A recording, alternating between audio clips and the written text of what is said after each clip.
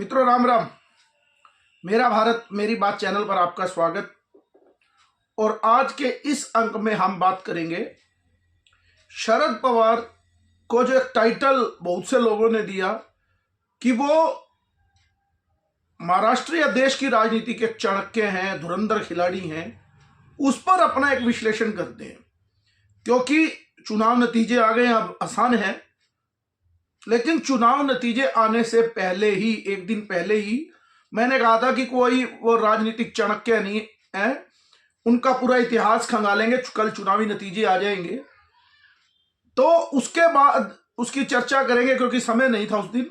लेकिन मैंने कहा था कि शरद पवार ऐसा कोई बड़ा नेता नहीं है, केवल बड़े नेता होंगे लेकिन ऐसे चाणक्य नहीं है कि उनके हिसाब से ही राजनीति चलती है।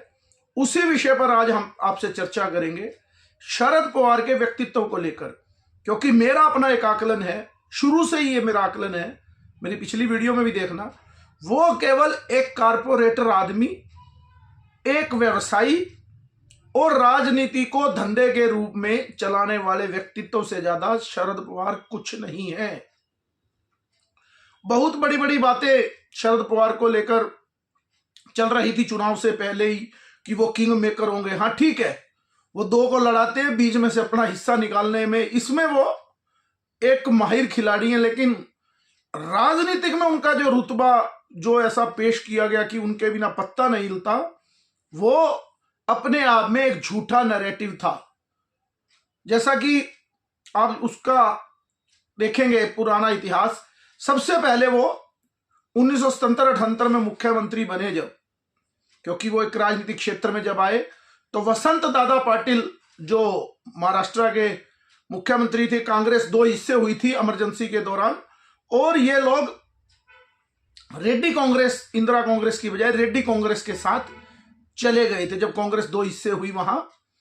उस समय वसंत दादा पाटिल मुख्यमंत्री थे। इन्होंने अपने इनके राजनीतिक गुरु भी थे वो, शरद पवार ने उन्हीं की पीठ में छुरा घोंपकर 40 एमएलए तोड़ लिया। जो तोड़ने की बात कर रहे थे अपने भतीजे को, इन्होंने 40 एमएलए तोड़कर और सरकार बना ली। वो सरकार कुछ समय चली, इंदिरा गांधी ने उस सरकार को, क्योंकि इंदिरा गांधी फिर सत्ता में आ गई थी 1980 में, तो उस सरकार को उन्होंने तोड़ दिया। इनकी एक अपनी अलग राजनीतिक पार्टी थी, कांग्रेस प्रोग्रेसिव नाम से। फिर जब इनको देखा 1984 में बारामती से लोकसभा का चुनाव जीते और राजीव गांधी पूर्ण बहुमत में अपनी सरकार 400 से ज्यादा सीट लेकर बनाई, तो शरद पवार को लगा कि अब राजीव गांधी का व्यक्तित्व बहुत बड़ा है। फिर इन्होंने राजीव गांधी की चमचागिरी सी करनी शुरू की और शंकर राव चौहान उस समय मुख्यमंत्री थे, वो ऊपर गए और राजीव गांधी ने इनको महाराष्ट्र में मुख्यमंत्री बना दिया।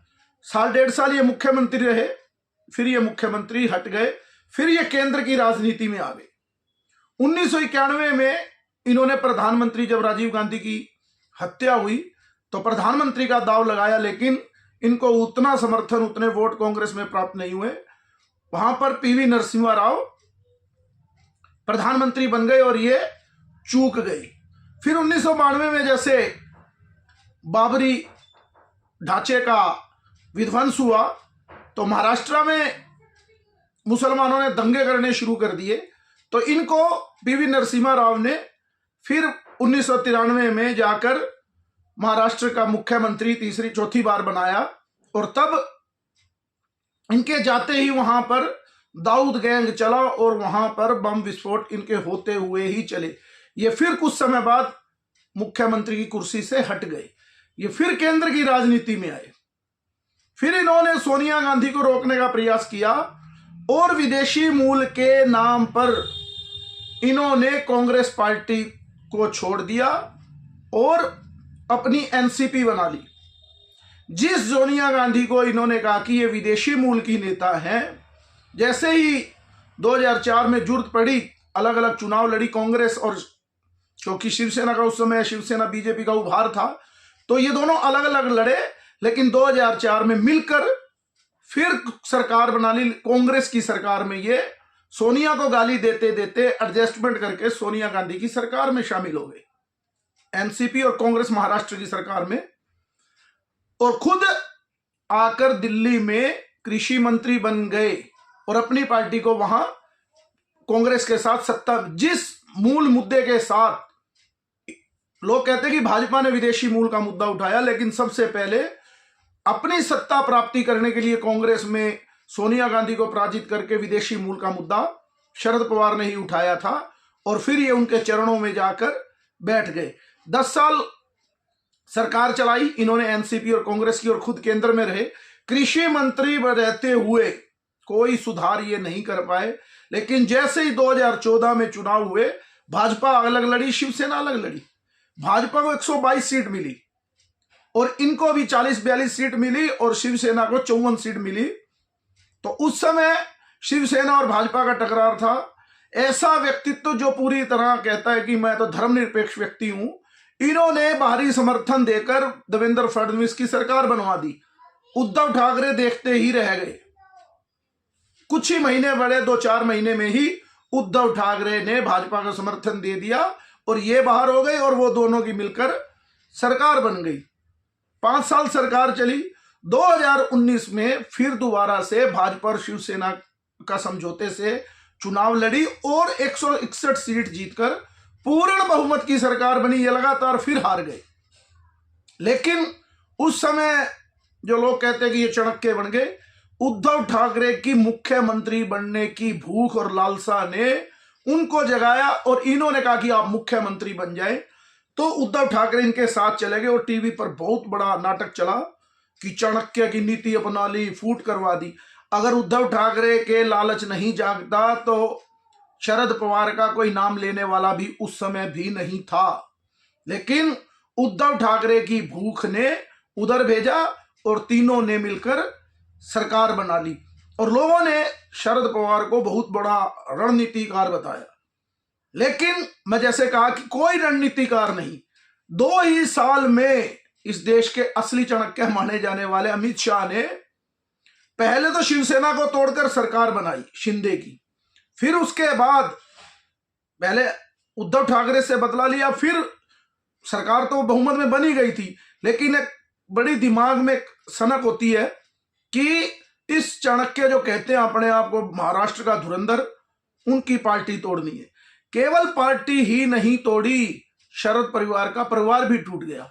इनके जो उत्तराधिकारी थे अजीत पवार, वो टूटकर और 54 में से 40 से ऊपर विधायक लेकर वो भाजपा की सरकार में आ गए, जबकि वो सरकार बहुमत से चल रही थी।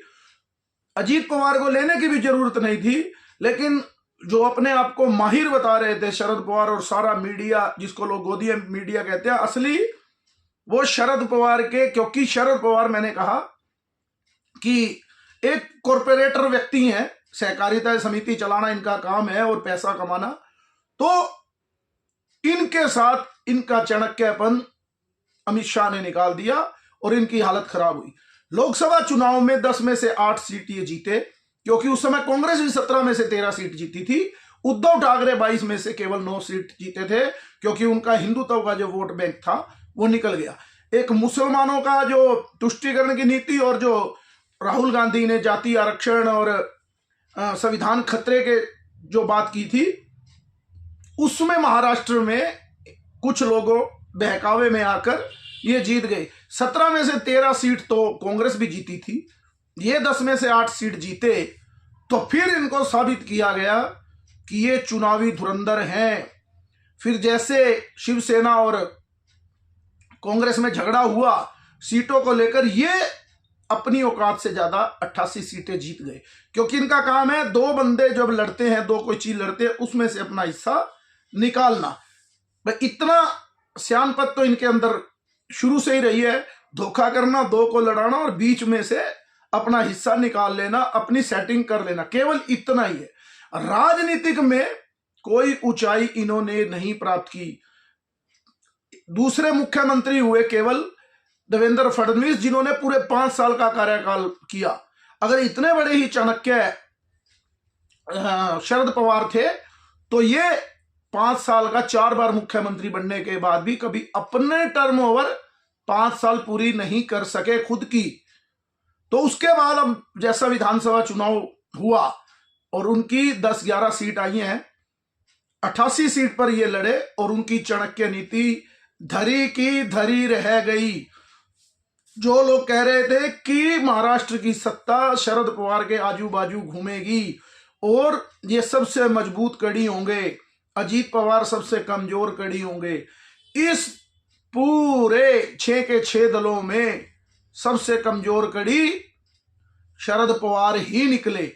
और अब इनके लिए सबसे बड़ी समस्या है कि वो अपने सांसदों को भी कैसे रख पाएंगे और जो 10-12 विधायक जीते हैं वो भी कैसे रह पाएंगे। इन्होंने चुनाव के बीच में शिवसेना और उद्धव की शिवसेना और कांग्रेस रहे थे, लेकिन बीच में इन्होंने बातचीत चलाई कि जयंत पाटिल को मुख्यमंत्री बना देंगे, ये कर देंगे, यानी सियानपत दिखाने की कोशिश की। लेकिन ये कहीं से भी, मुझे लगता है इनका अध्ययन करेंगे, ये राजनीति के चाणक्य कहीं नहीं रहे।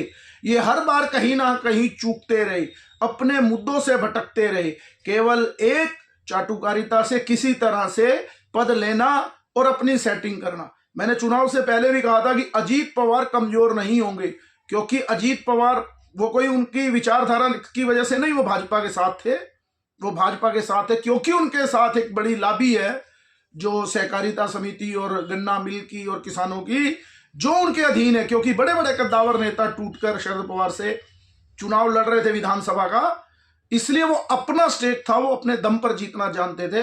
लोकसभा में उनको कोई लेना देना नहीं था, इसलिए उन्होंने कुछ नहीं किया लोकसभा में। तो शरद पवार की लॉटरी खुली और लोगों ने उनको राजनीति का चाणक्य मान लिया। ऐसा व्यक्ति, आपको ध्यान होगा 1992-93 में, जब 92 में बाबरी ढांचा गिरा और दंगे हुए, और उसके बाद 1993 मार्च के अंदर मुंबई में बम विस्फोट किए दाऊद ने, और फॉरेन फंडिंग यानी पाकिस्तान से वो असला भी आया, सब कुछ आया। तो ये खुद इन्होंने अपनी आत्मकथा में लिखा है, मैं नहीं कह रहा कि मैंने झूठ बोल दिया। उस समय 12 जगह पर हमले हुए थे, बम विस्फोट हुए थे हिंदू जगह पर, उसमें सिद्धि विनायक भी था, मुंबा देवी, और इस तरह से शेयर मार्केट, एयर इंडिया के ऑफिस के पास जो इनकी मुख्यमंत्री की, उससे दिखता भी था। इन्होंने खुद अपनी आत्मकथा में लिखा है कि 50 मिनट पहले ही मुझे गणपति उसके बम विस्फोट की जानकारी मिली। जैसे ही विस्फोट हुआ, मैंने अपनी खिड़की से देखा तो एयर इंडिया के ऑफिस में, मुझे उसी समय अंदाजा हो गया कि ये कोई धमाका नहीं, बम विस्फोट ही हुआ है। तो पत्रकार वार्ता की इन्होंने, तो पत्रकार वार्ता में इन्होंने 12 की बजाय 13 दंगे बताए।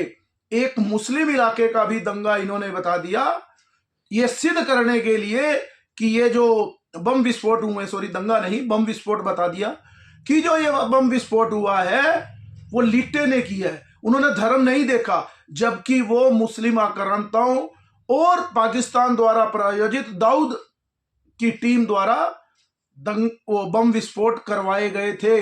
लेकिन ऐसा नाकाबिल मुख्यमंत्री, अभी भी उन्होंने अपनी किताब में क्या लिखा कि मैंने तो इसलिए कह दिया था कि हिंदू मुस्लिम दंगा ना भड़के।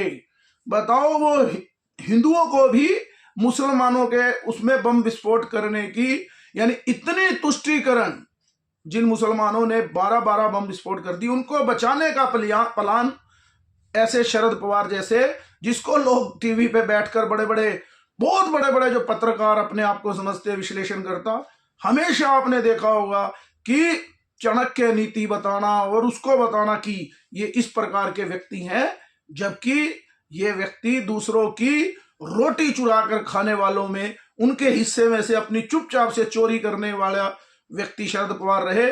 ये शरद पवार का इतिहास रहा है। लेकिन अब वो 83 वर्ष के हो गए हैं, उनकी पार्टी पूरी तरह से हार गई है।